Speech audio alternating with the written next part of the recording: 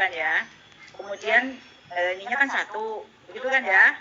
1 masih yang direbut, dan dari 40 itu 35 atau 30-nya lolos passing grade. Jadi kalau tadi itu ada 90 total, ada 93.000 orang yang lolos tapi kalah ranking. Itu nanti kan terjadi sama ya Bu. Jadi otomatis yang kalah ranking ini tidak akan mendapat formasi. Dia lulus tapi tidak lolos. Begitu kan hasilnya? Lulus tapi tidak lolos. Nah, di tahap 3 optimalisasi itu ujian kedua kan masih di satu kabupaten atau wilayah kewenangan.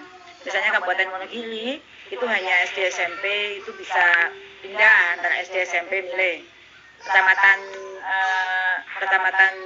mana ya, Polo Wonogiri lah, antar kecamatan itu boleh pindah milih ya.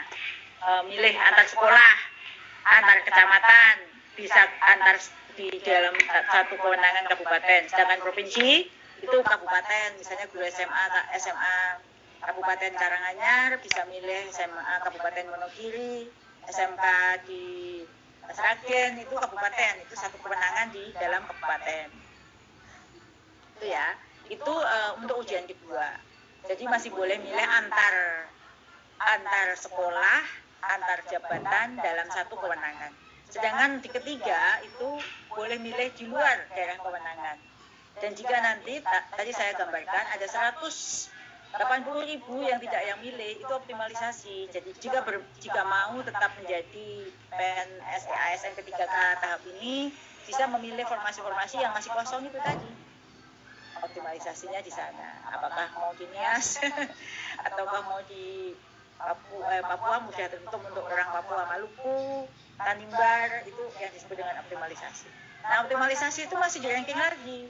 Karena ada yang lulus 10, yang dibutuhkan 5 ya ranking dari nilai tadi, meskipun tidak lolos di ujian ini, dia optimalisasi kriterianya masih sama, lolos passing grade, di ranking lagi. Begitu Bu, itu atur dalam Permenpan RB. Ya, terima kasih Ibu. Kemudian ini ada pertanyaan lagi Bu di kolom chat. Izin bertanya Ibu Nunu, untuk tahap 2 apakah induk dan non-induk masih diberlakukan seperti tahap 1 sesuai dengan PAN? Ya, jadi mohon penjelasannya Ibu. Ya, terima kasih. Jadi kalau aspirasi dari masyarakat sih memang untuk yang induk itu masih dikunci lagi di tahap 2. Namun itu kan berlawanan dengan Permenpan ya. Kalau Permenpan itu mulai ujian kedua itu mulai terjadi persaingan bebas, gitu kan? Itu di Permenpan ya. Rupanya upaya kita untuk memberikan kesempatan lagi induk itu belum bisa diterima untuk ujian sekarang.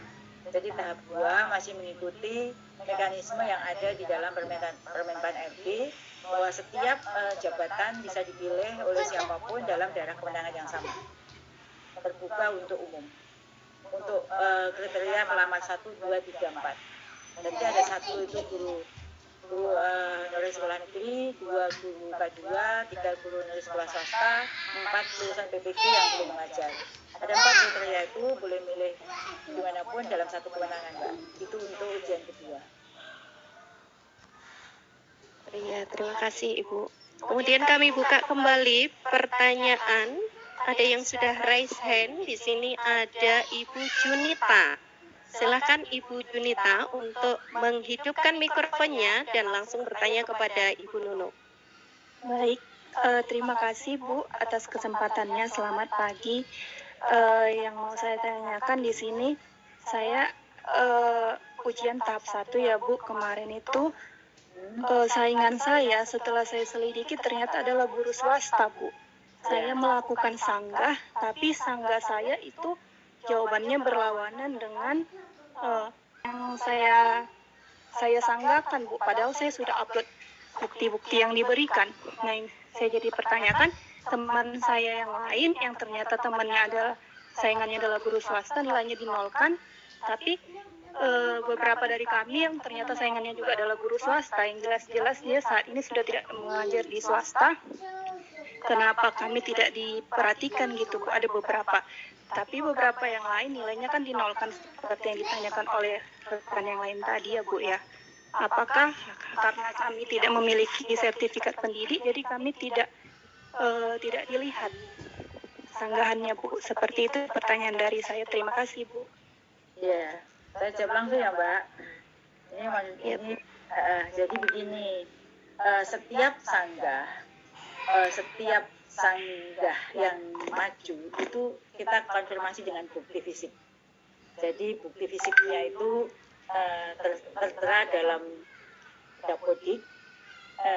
Ada juga yang salah ya, misalnya yang salah itu contoh, teman-teman itu sebenarnya bukan salah, karena dia itu sebenarnya sudah pindah di sekolah swasta, ditugaskan di sekolah swasta, tetapi Dapodiknya itu masih ada yang menggunakan masa, karena kan di situ adalah yang boleh ikut ujian adalah guru yang terdaftar di Dapodik. Ya. Dan guru yang penting terdaftar di Dapodik. Tapi ketika afirmasi baru yang aktif 3 tahun berturut-turut, maka ada yang terdaftar di Dapodik, dia ngajar tahun berapa, dia tidak aktif, kemudian dia menjadi operator, ya kan, kemudian dia mengikuti lagi. Dia statusnya guru, tapi 1 tahun 2 tahun off, dia bisa ngikut. Ada pertanyaan sanggahan nih, kok dia operator bisa ngikut, tapi dia pernah jadi guru, dia terdaftar di Dapodik sebagai guru, tapi dia 2 tahun 3 tahun tidak mendapat jam mengajar. Dia boleh ikut, tetapi tidak ada afirmasi apapun. Satu. Kemudian yang tadi pertanyaan Ibu tadi, jadi ketika menyanggah itu, menyanggah untuk dirinya ya, bukan menyanggah orang lain. Kalau tadi kenapa dia yang lulus, bukan saya, itu pasti nggak diperhatikan, karena sanggahan itu hanya untuk diri sendiri. Mengapa saya tidak? Karena saya merasa saya 3 tahun berturut-turut, kenapa afirmasi 3 tahun berturut-turut tidak saya dapat. Itu kan misalnya merasa. Ternyata setelah kita cek, yang seperti itu banyak.